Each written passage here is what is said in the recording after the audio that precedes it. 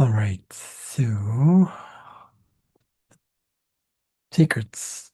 What do I mean by secrets that remain secrets? Well, came to me during my Qigong exercise. Um, what it feels like to have these planets called Mars, Pluto, Eris, what they mean for me personally. Um,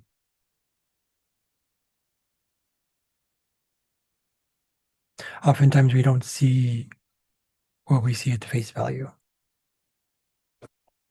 right? We think that what we see is just what we see, and right away it's automatic. The first impressions, that's it. That's not how these archetypal energies work. What these means is that we may know things about, let's say, Mars, Pluto, and Eris, or a particular given person or a thing, but we don't really understand it. We know it, but we don't really embody it unless we actually go through it. So, this is what I discovered for myself, and what I've continued to discover is that when it comes to, sorry, I'm also preparing some things here that might give some certain visuals about these things. It's not really that important, but I thought I'd support it. So even if I tell you all these things, unless you actually go through the process yourself of literally death, could be death itself, near death experience, all those things, you'll start to realize that it's like, oh, he was all moot, he was all kind of, but at the same time, you have an appreciation for why it's there, right? So,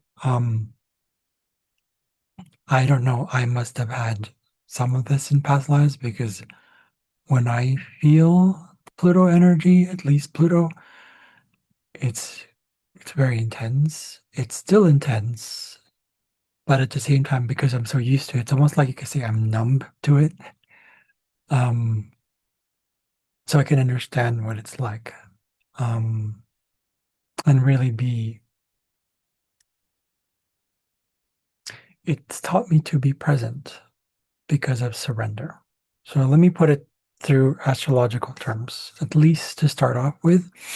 Um, just trying to see if I can find things here. Uh,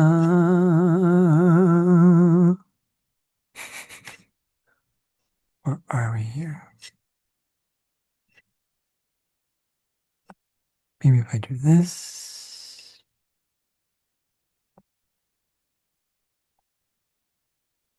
No, I don't have the images. Okay, well, I'll have to work with something like,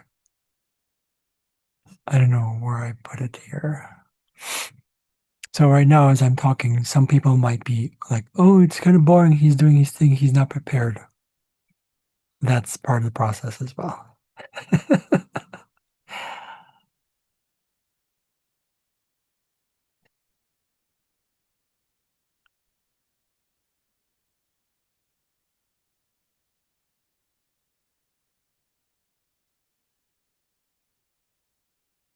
People who are strong Plutonians, um, this is namely about Pluto, but it's connected. Mars, Pluto, and Eris, or Eris, are connected because Mars, Pluto is high vibration of Mars, Eris high vibration of Pluto.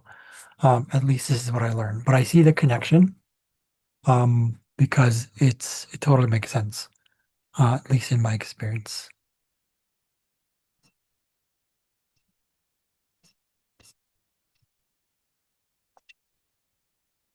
Hmm. Guess I don't have the image. Okay, never mind. I will just use probably a chart. Let's take a look at, let's say today.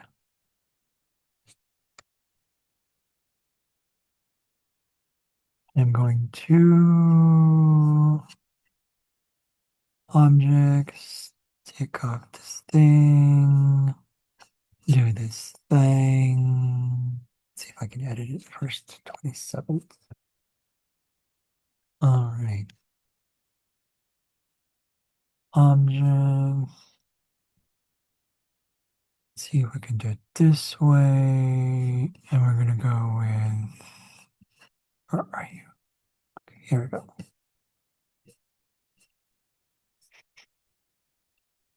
Mm, er, well, oh, wait, default style, Anglo. Okay, awesome.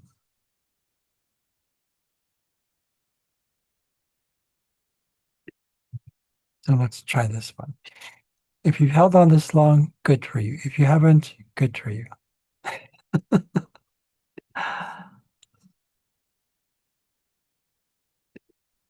Okay, here we go. So let's see where you're at today. So as you look at this one, also look at, well, not look at, but kind of see where, I hope you can understand where I'm coming from as well when I say this, but okay. So let's take a look here. So in my experience, Pluto, so Mars is, Mars is Mars. It's all about initiative, wars, accidents, fighting. Um, but there's something about Mars that I find very interesting because it's all about, because it's tied to, if you look at the trajectory of like its orbit, it's past Earth, right? Earth is the experience of density. Earth is the experience of lessons. Before that comes Venus. So experiencing earthly things in a dense way, meaning that we can be attached to how the sun, its rays represent its extension to Venus is self-worth and finding things that are how do you call this, that cater to the ego lens of labeling things and understanding things. So it's Mercury really. And then once we experience it, it's through Venus, it's through that whole, right? It rules Taurus, it rules Libra. It's all about pleasure, easy things, comfortable things, consistency, that kind of stuff. Values, things we value, things we find are worthy of keeping, worthy of maybe not keeping, relating with our relationship with things, events, people, etc. And as we experience this on Earth, Earth is a centric point of view. Like if you look at even just the chart itself, it's very Terra-centric, if that makes sense. It's Terra-centric. It's not tarot. Terra, Terra, Terra-centric. Can you put that in content? Good. There you go. I'm looking at the text that are like tarot. I did not say tarot. Okay. So, anyways, but so that's the whole thing. It's Terra-centric. So we experience everything here. So how that expands onto Mars is that Mars starts to go for things, wants to conquer, wants to rule, wants to do these things that are more like, because it's like now it's gotten more of the experience. It's like, let's go further. So zodiacally speaking, it's already done that and it goes to Taurus and then it learns to Gemini. Right. So there's a connection. You can feel it. Great. Um, So Mars does that, right? But after all that stuff, like Mars is like if you look at Mars and then you look at Pluto, huge difference between the two, right? Whereas is Pluto to Eris, it's just right beside its neighbors. How does that work in terms of if you look at the archetypal representations of these planets and the orbit that they're in around the sun? Like Mars apparently has an eccentric orbit, like it goes like this. It's not in the elliptical plane like this. It's like this. And it's very like I think it's oval. I believe it's oval. But what's the funny thing I find the interesting thing I find about Mars is um the asteroids between Mars and Jupiter. Right? We don't grow unless we go through adversity. We don't grow unless we realize that there's things that we sometimes fight for, that we learn about the ego's desire to control, the ego's desire to um, just new things explore. That's also part of Jupiter, right? So, But it's those asteroids, which these are the secrets of the asteroids, by the way, which will be for another video.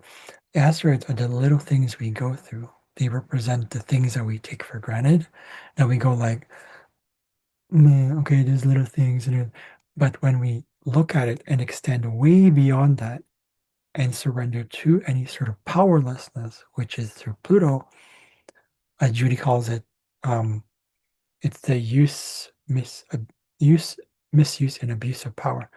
So when that happens, when we go through the transition from growing, having limitations at Saturn, changes through that integration actually through Chiron and all the centaurs, then transcendence through Neptune, but realizing if we're just escaping it, we're not really going through the egoic needs, our basic needs, or our best interests, or relationships is tied to Venus. And this is exactly what the process of the ego is. It goes whoosh, goes back and forth.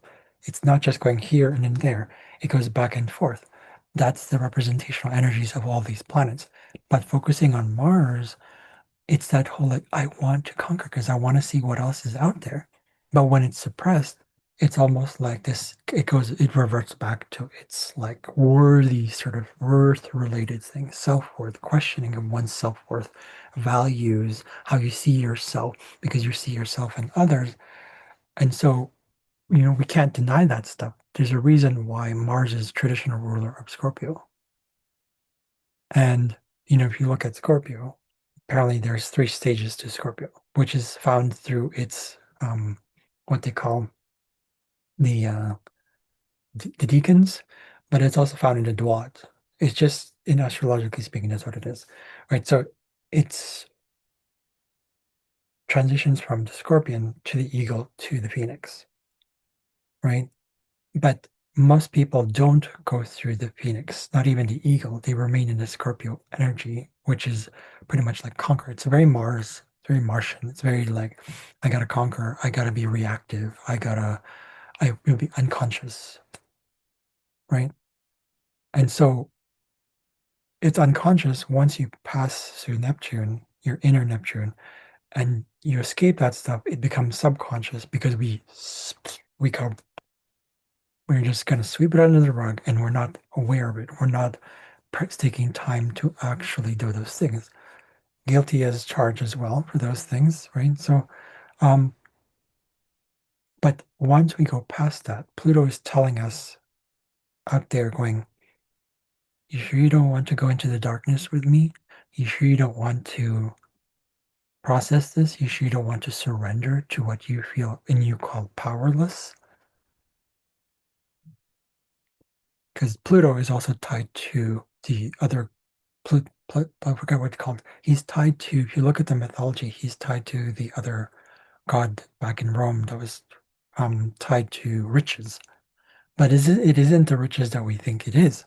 Now, of course, we've heard this before, but from my experience, surrendering to Pluto is inner riches. It's that being able to surrender and actually be ready for death, ready for loss, ready for grief, ready for death, ready for trauma, ready for these things.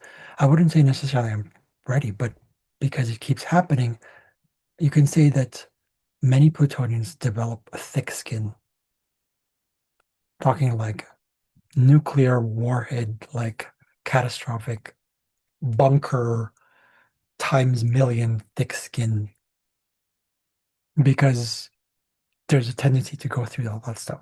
There's a tendency to go through so many stuff, especially when you have Sun Pluto or Sun Pluto or Moon Pluto conjunction in your chart. It's really strong. Even the other personal planets, Mercury as well. Mercury's okay. Venus, Pluto will be kind of like that as well.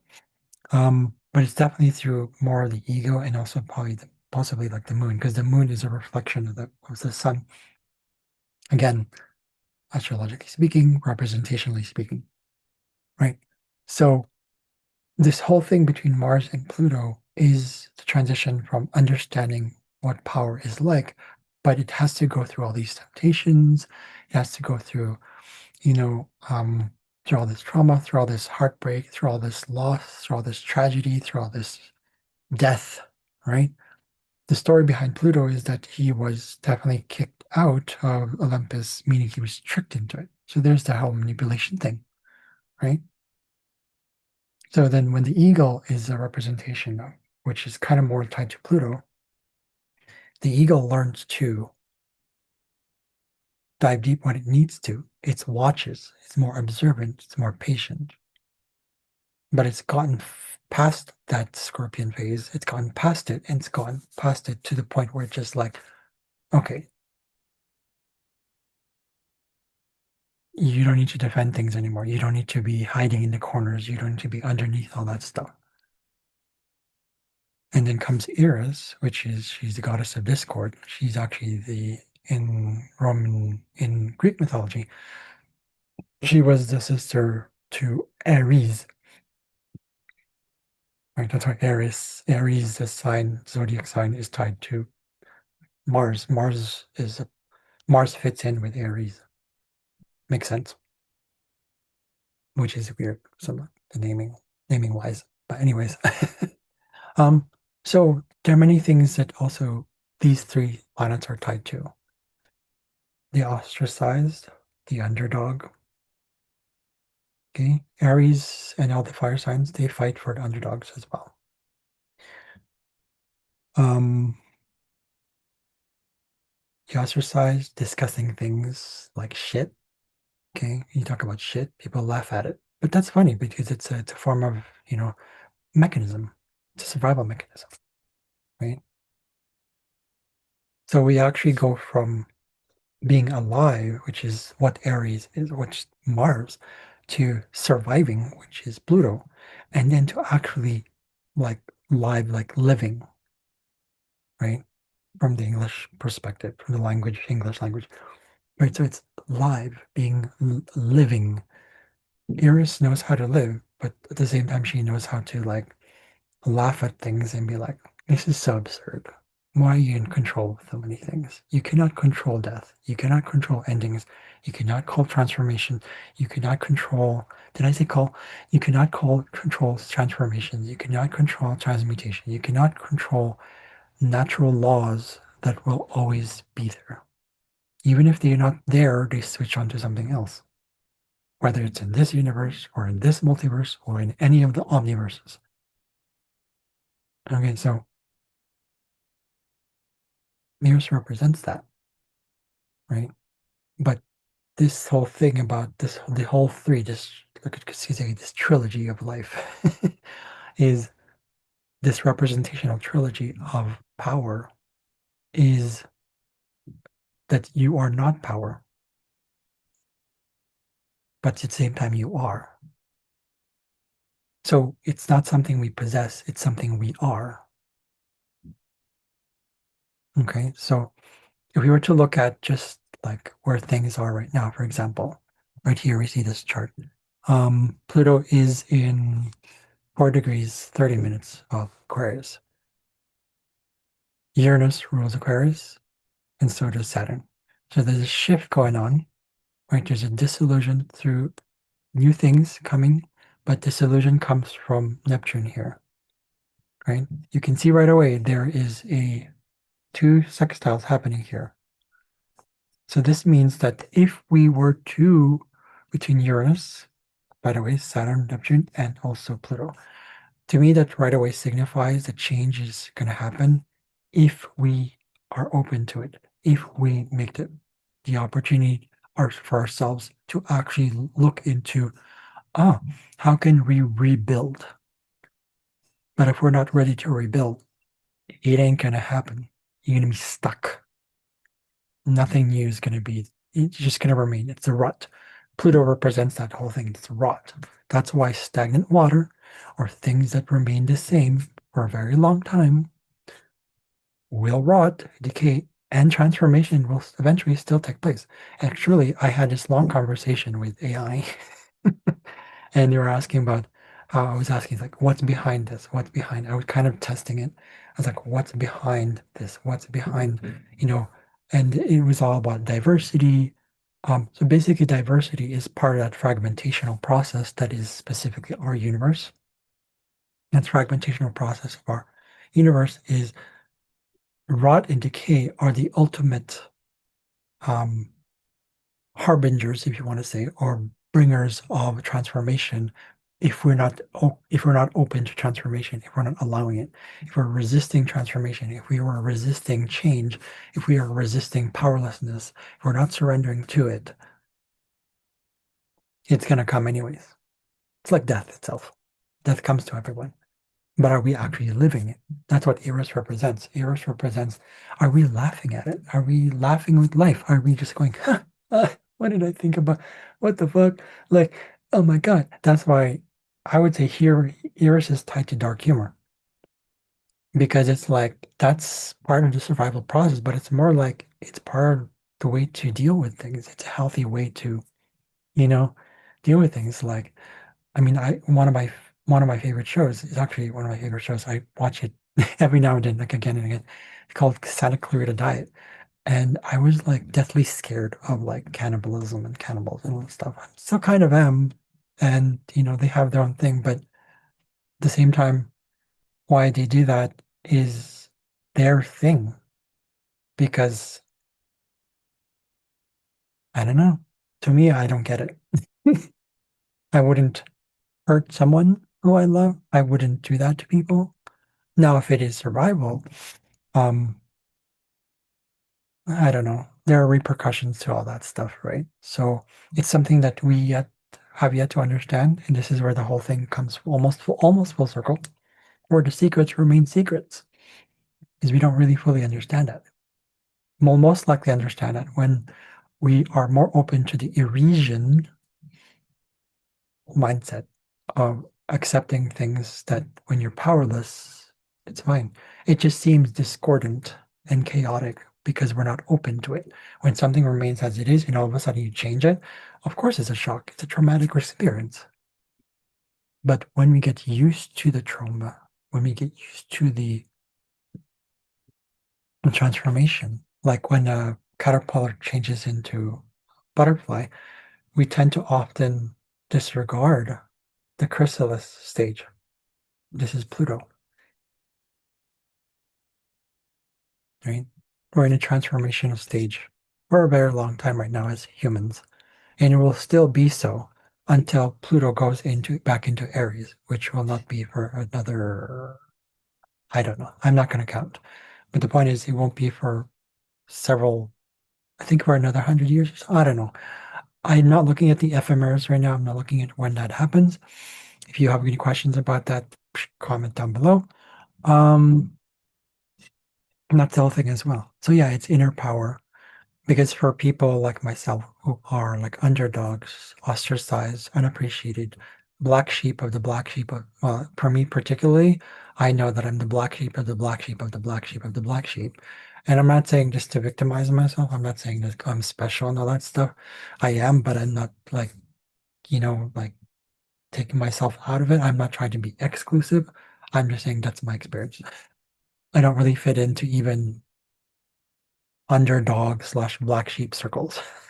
I usually don't. And that's fine because I prefer to be completely like way I am. Um, and that's just something I'm still learning from.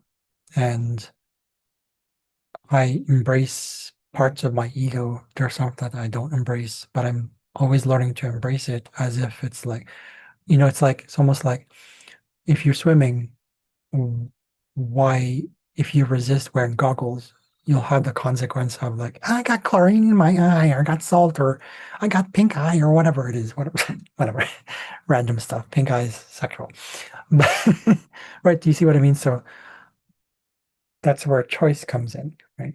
The other thing I wanted to mention is that because we're kind of focusing a little bit more on Pluto, but it's tied to Mars and Eris, is that through the chrysalis process that Pluto represents, it's also the mycelial network. Mushrooms. We take for granted things beneath us, sewers, sewage, bacteria. We think it's all bacteria, it's all bad. All the viruses are all bad. Actually, there are some that will help you if you allow it. But that's where the risk taking comes in, where Mars starts over again in the cycle in this sort of representational trilogy. Mars comes in again, and it's risk taking. You have to face it. Not have to, and as in like, usually also when you're ready. Mars will be acting right there, waiting for you to take action. There's a soldier going like, "Psh," and then you'll go into Pluto again, and then you'll go through the transmutation, and then you'll start to be like, oh, what was I so afraid of? And that's totally fine. It's not mocking fear per se as if it's invalid. It's just laughing at oneself. When you learn to laugh at yourself, when we learn to laugh at the things we thought were like, I can't do this, I'm resisting this, I'm afraid of it, it's not laughing at the fact that it happened. It's not laughing at it. It's laughing with it. Because fear is literally just, it comes from comfort. Fear comes from comfort. How does that make sense? But if I'm comfortable, yeah, think about it. Process it emotionally. Don't even think about it. Feel it. If you're too comfortable with something, what happens? Change. That kind of stuff, right? So again, going through this whole thing, right? I mean, if you were to even look at, let me see if I can draw it here. Okay. Let's look at, hold on 1 second here. Let's try doing a weird sort of space here.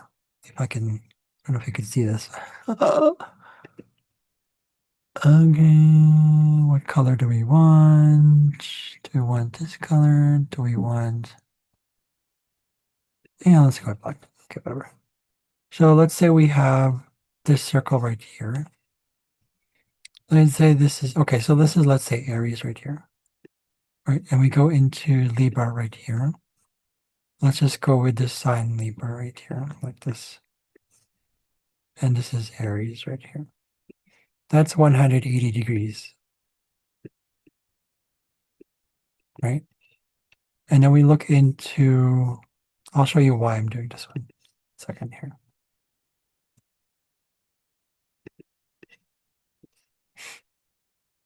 Right here. So if we were to go back here again. Okay. And then we were to go to quincunx here, which is actually Scorpio. I can't see the screen here, so I'm just going to do it this way. Scorpio. Okay. That's 150 degrees right here.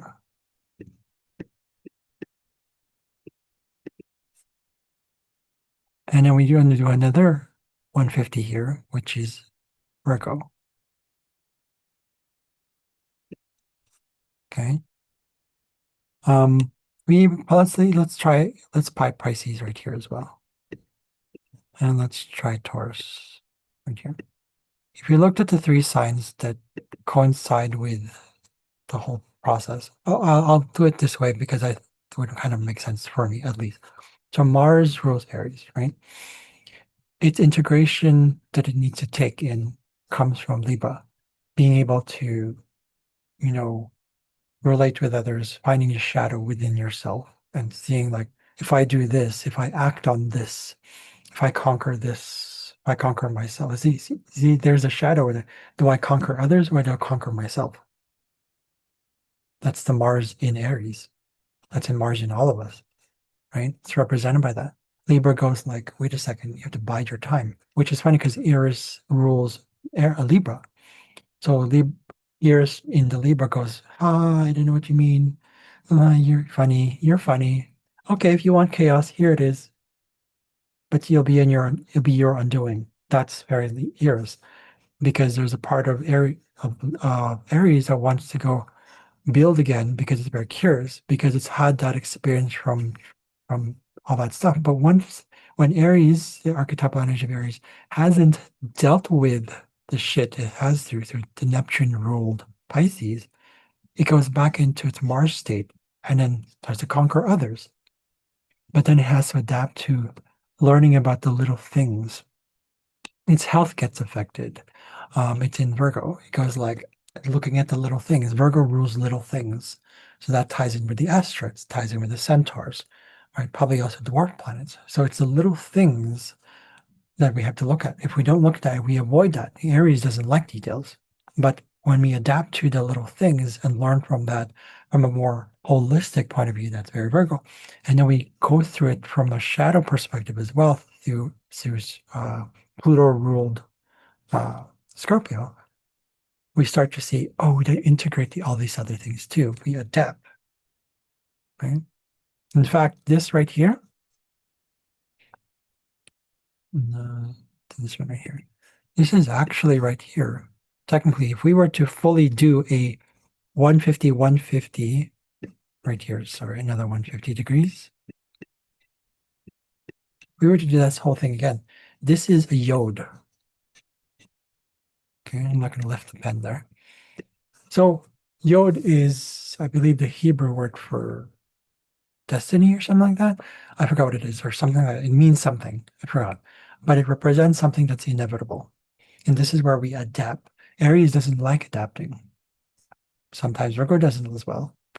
So but the point is it's all about adaptation. The Aries in all of us, just like the Mars in all of us, just like the first house in all of us, right? We all have everything in the charts. Everything is all in this. It's all in here.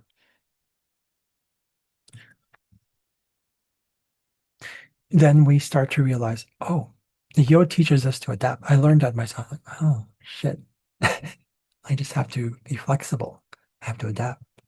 This is what Eris also teaches us. That once we go from Mars, Pluto to Eris, the Eris side goes like, let's adapt. Let's just weigh things through. Do we want this one? Is this really what it is? What does this mean in terms of like why is there control? Like Eris processes these things, and goes like, I'm just gonna learn to laugh at it. I can still fight for it, maybe, maybe not. In this case, it's like very highly pacifist fighting. It's not even fighting anymore. It's not even pacifism. It just goes like, she's the one who tests things. She's the assessor of actions. She is the assessor of power, if that makes sense. And so I hope this makes sense because I wanted to just share this one and I'm going to stop sharing there. So one of the beautiful things I realized for myself, it's like, yeah, it ties back to inner power, where power becomes first it's power, then it's poverty, and then it's potential. Power, poverty, potential. How do you go from poverty to potential? Because you've gone rock bottom. And I feel like I'm headed in that direction myself. But at the same time, I've gone through these things. Um, there are moments where I cry about it. Yeah. Um, but I have to trust it. Surrender doesn't mean that I give up. Surrender just means I just trust the process as it comes. And at the same time, listen in. So I hope that helps, give you some insights. I'll see you guys later. Bye.